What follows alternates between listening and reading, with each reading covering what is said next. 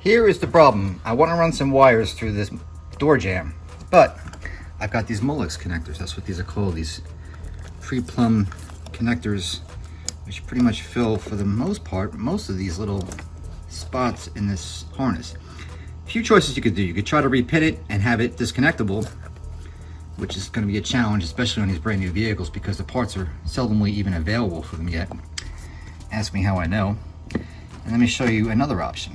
Now I have 4 leads I gotta get through here. I got power and ground, and I have this shielded cable, so I can run this through one hole, so that'll count as one, but a larger one. And these two, I think I can get through there with maybe an 18 or a 16 gauge hole. I'll have to see how that'll relate to the size of a drill bit. And I think what I'm gonna try to do is I'm gonna open these two here side by side, then I'm gonna just take the drill and nudge it side by side to make that hole a double.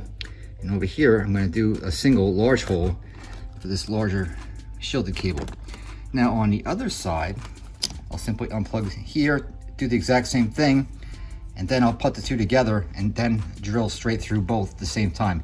Why I'm doing it 3 different times is because you don't want to risk taking one drill, going through and getting a little weird, and God knows what can happen. Another important thing about when you're doing drilling on a Molex connector is this. Always disconnect your battery. Disconnect both, just to be sure. These new vehicles with these CAN bus systems are a hell of a nightmare. If you mess something up and you have to go to the dealer, you don't want to be in that position, believe me. Here's my trusty drill.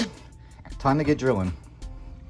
There's my first part of the drilling process done and completed. You can see I'm not interfering with anything, nor am I obstructing any clips. That's going to be important when this plug gets plugged back into the Molex connector to make a snug connection. Now we'll do the other side here. So now you can see I've done the drilling on the other side, the door side of the plug. Pretty important, take either a real hard breath and blow all this crap out of here, or use an air compressor. Make sure that there's no plastic remnants in there, because that'll obstruct a connection or a fitment issue in the future. So make sure your connections are super clean, just like they were before you did anything. And we'll test it out and see how everything fits in there.